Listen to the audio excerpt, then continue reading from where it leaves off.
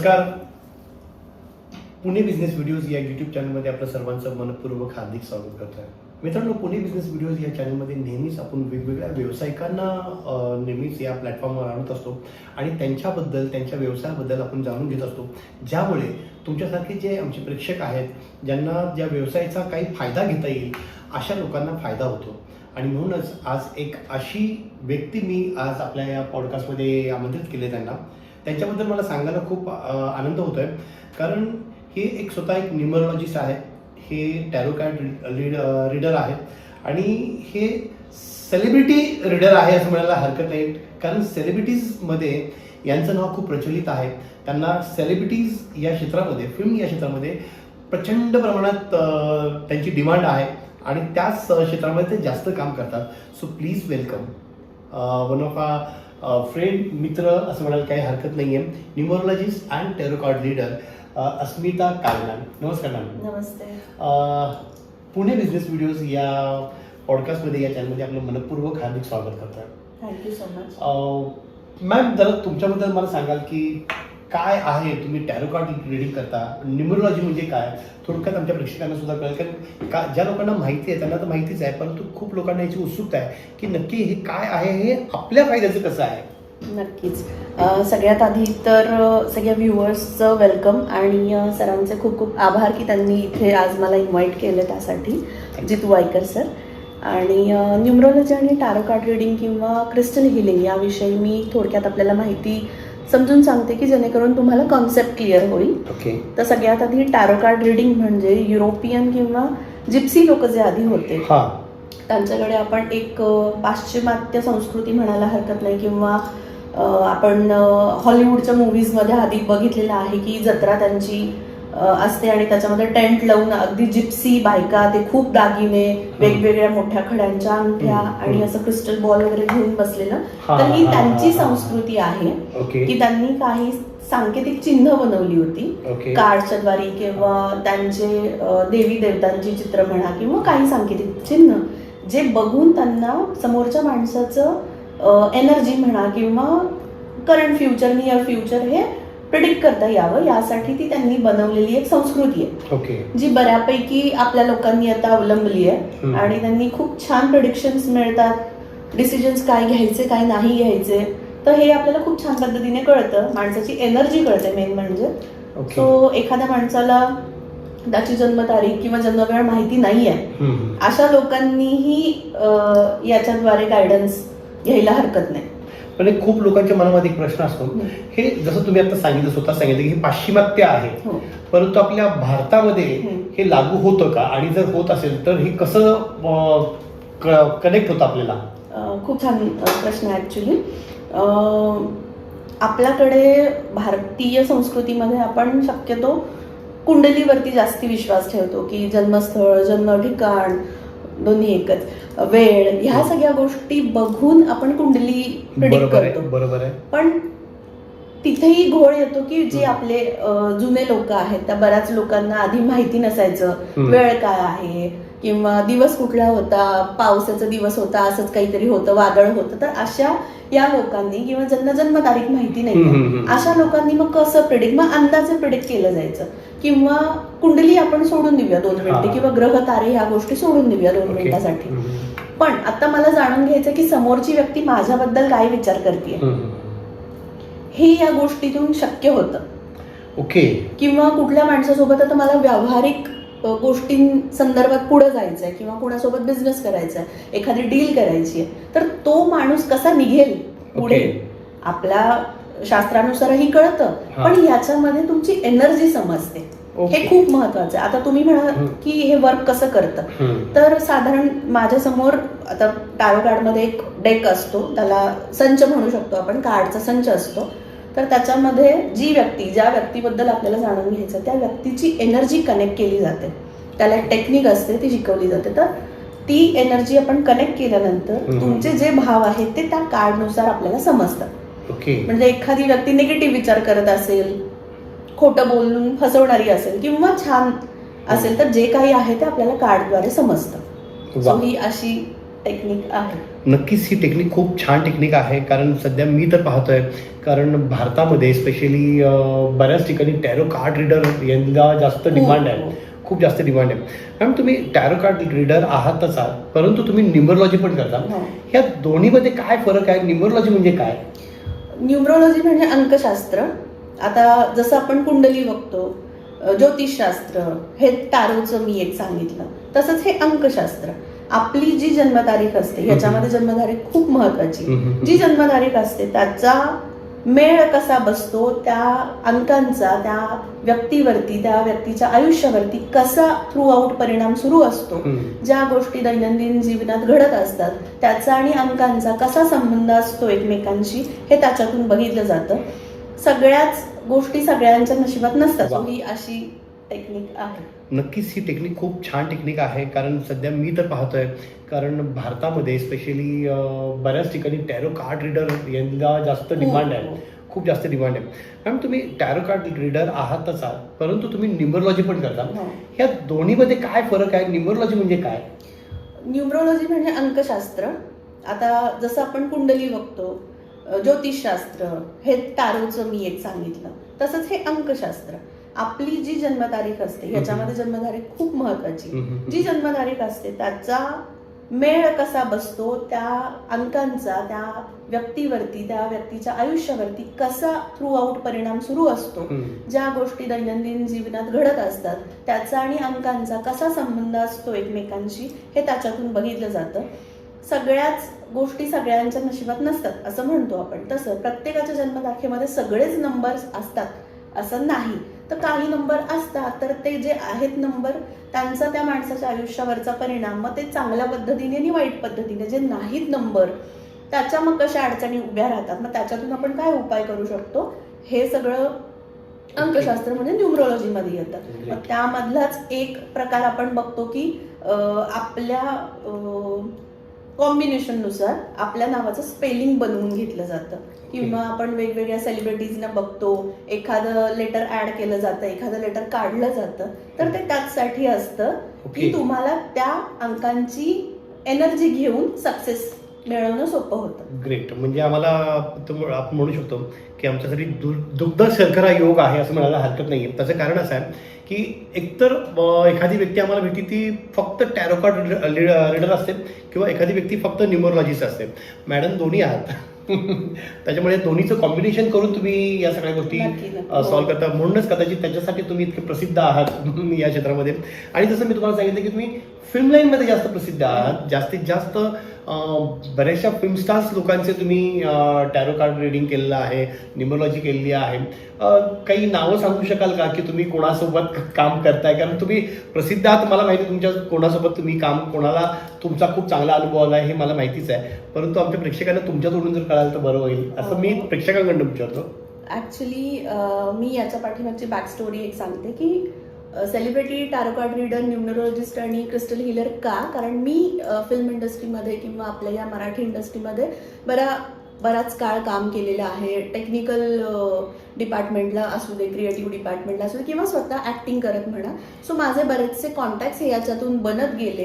काही लोकांना माझ्या जवळचा अनुभव येत गेले. मग तसं मी माझं पुढे गायडन्स आणि ह्या सगळ्या गोष्टी वाढवल्या. त्यामुळं सेलिब्रिटी हे असं टायटल लागलेलं आहे. आणि सरांनी सांगितलं काही नावं आपण सांगू शकाल का? त्याच्या पाठीमागे एकच गोष्ट आहे की माझ्याकडे जे लोक कनेक्ट होत गेले, तर मी त्यांना क्लायंट नाही, फ्रेंड्सच म्हणते, पण त्यांची जी एक प्रायव्हसी मेंटेन करणं असतं की नाही कळलं पाहिजे. बऱ्याच लोकांना डिस्क्लोज करणं नाही आवडत ना, त्यामुळे मी सॉरी ती एक गोष्ट नाही सांगू शकत. पण आपले बऱ्याच लोकांना अनुभव आलेले आहेत आणि खूप छान रिझल्ट आलेत. येस, अनुभवावर मला आठवलं.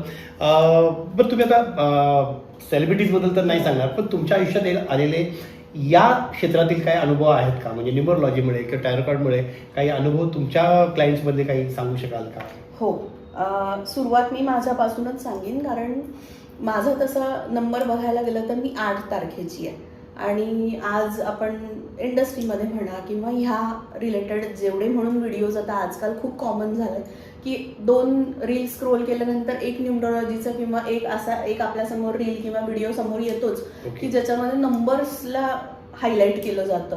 जर 8 तारीख असेल तर असं होईल, जर 8 तारीख असेल तर अपशकुन आहे, 8 तारीख असेल तर असं, म्हणजे इतका हव्वा केलाय की मार्केटमध्ये की 8 तारीख म्हणजे अपशकुनीच. तर तसं तर 8 तारखेला घेऊन ज्या काय संकल्पना आहेत लोकांच्या की घाबरवलं जातं, तर असं काही नाहीये.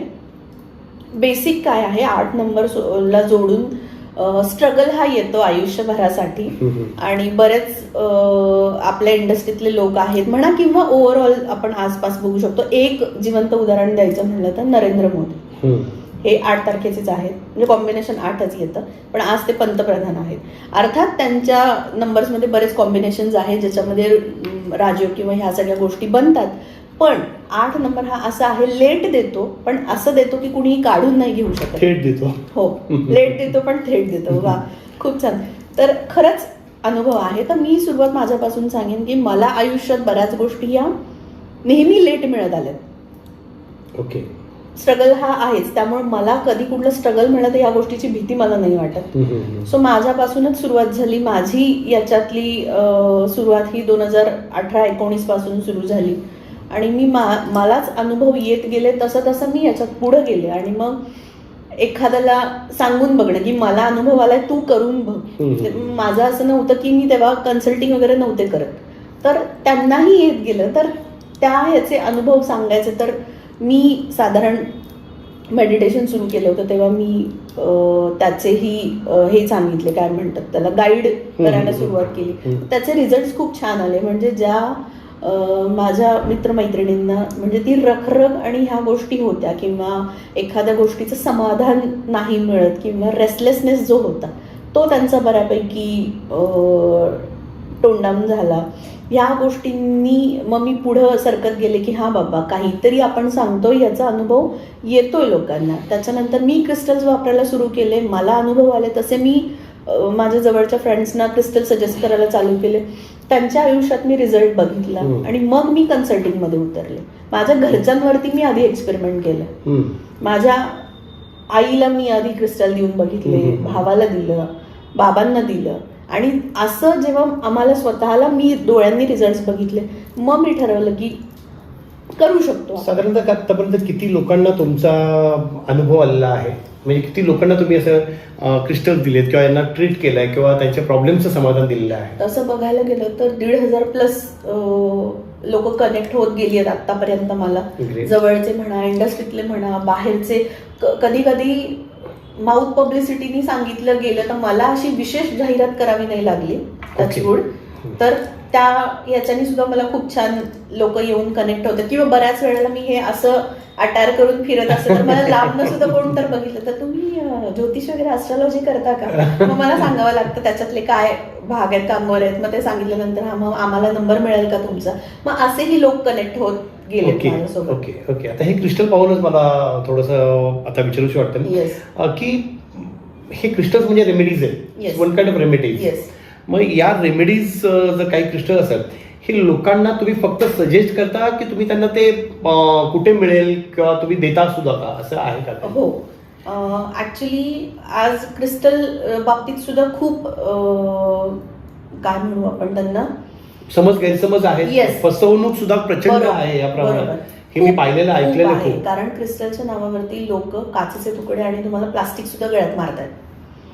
ज्याची जाण आहे, ज्याला खरोखर समजतं क्रिस्टल मधलं की क्रिस्टलचं ऍक्च्युअल मध्ये फील कसा असतो किंवा ओरिजिनल क्रिस्टल कसे असतात आणि ओरिजिनल क्रिस्टल्स घातल्यानंतरच त्याचे रिझल्ट तुम्हाला मिळू शकतात. मग आता होतंय काय की नेटवरती बघणं की ह्याचे फायदे काय आहेत आणि जवळच्या मार्केटमध्ये कमी पैशात मिळतं म्हणून घेऊन येणं आणि मग रिझल्ट नाही मिळाला तर मग सगळ्यावरतीच तो जो ठपका बसतो की ह्यानी काहीही होत नाही. तर हे जे सुरू आहे ना हे कुठंतरी थांबलं पाहिजे. कारण मग मी जेव्हा सजेस्ट करते, कारण मी स्वतः फील करवते क्रिस्टल कसे असतात ओरिजिनल आणि माझ्याकडे ओरिजिनल क्रिस्टल्स मिळतात. ते मी स्वतः, आता जर मला एखाद्या माणसाला ते क्रिस्टल द्यायचे तर मी त्यांच्या नावाने ते चार्ज आणि ऍक्टिव्ह करून मग त्यांना ते मी देते. शिवाय त्या क्रिस्टलची काळजी कशी घेतली पाहिजे, ते तुम्ही कसं वापरलं पाहिजे, ती वापरण्याची ही एक पद्धत असते. असं नाही होत, बरेच क्रिस्टल हे तुम्हाला तुमच्या घरात सुद्धा बेडरूम मध्ये अलाउड नसतात घेऊन जायला, ते तुम्ही घालून नाही झोपू शकत. आता ह्या काही गोष्टी जे ज्यांना डीप आहे नॉलेज त्यांना माहिती आहे. मार्केटमध्ये तुम्ही जाऊन घेतलं किंवा ऑनलाईन जरी तुम्ही घेतलं, तिथं कुठलाही माणूस बसलेला नाही तुम्हाला सांगायला. Even though after sale service पण सांगायला तुम्हाला तिथं कुणीही नाही.